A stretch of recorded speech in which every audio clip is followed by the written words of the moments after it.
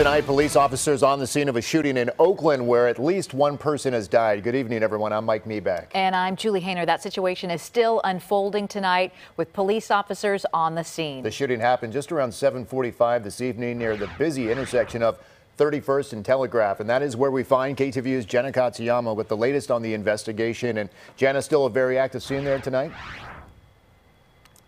It is, definitely. Let me step aside so that you can see what is going on behind me right now. They have Telegraph. We're at Telegraph and 30th. They have it completely blocked off for at least 2 to 3 blocks down Telegraph. That's because this is where the shooting happened. We are understanding from witnesses that there were 2 people who were shot inside a restaurant and then also inside a store next to it, as well as perhaps one youth, which they say they knew, who was apparently shot in the leg and was taken to the hospital.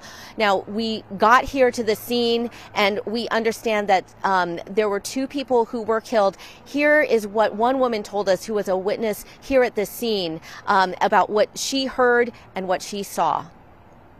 I was asleep at home, and then all of a sudden I just heard heck of shots, like boom, boom, boom. They were real quiet, like almost like they were inside.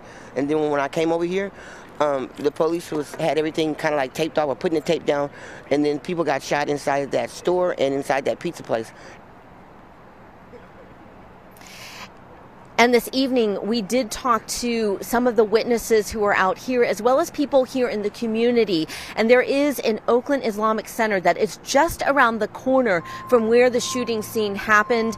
The people who are there, who came from the mosque, said that they had their evening prayers there tonight, just at sundown, around 7 o'clock, and that a group of the people had gone around the corner to the restaurant, as they usually would, to have tea. They said that they knew the victims. They were very, very saddened by this, and it has touched their community. Here's what 2 of the people from the mosque had to say.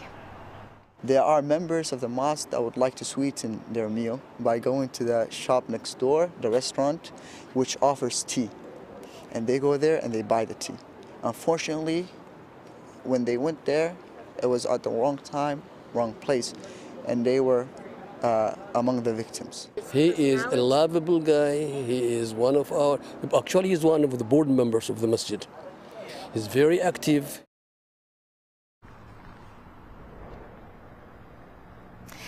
So again, back here out live at Telegraph Avenue near 30th, police are here. You can see all of the evidence markers that they have.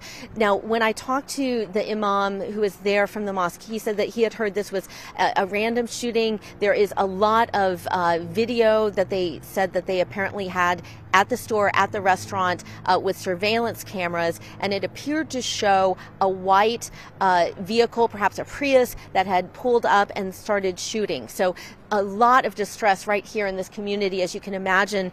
2 people that we understand who have been killed. One, they say, is a very prominent community member here in the Muslim community at this mosque. And then also the imam said a youth, a young man who he had just seen earlier today, who works and lives in this neighborhood, who was shot in the leg. They don't know what the situation is with that young man, but there is so much grieving.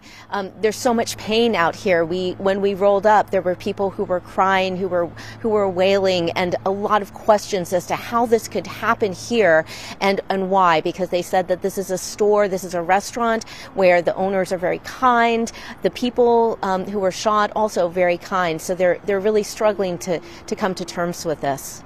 Hey, and Jenna, to clarify, I mean, the white vehicle witnesses describe, does it, from their perspective, seem like the shots were fired from the vehicle, or maybe that someone got out of the vehicle, went inside, came back out, and then began to fire? Those are all questions that I think they're trying to answer, Mike. You know, it sounds like a lot of the people who were here at the time, they have either gone to the hospital or they are speaking with police right now. And there were a number of officers out here who were pulling people inside to take witness statements. So I think probably in the next hour, we're going to be getting more information. Okay, Jenna Katsuyama live for us tonight in Oakland. Jenna, thank you for that. And of course, we will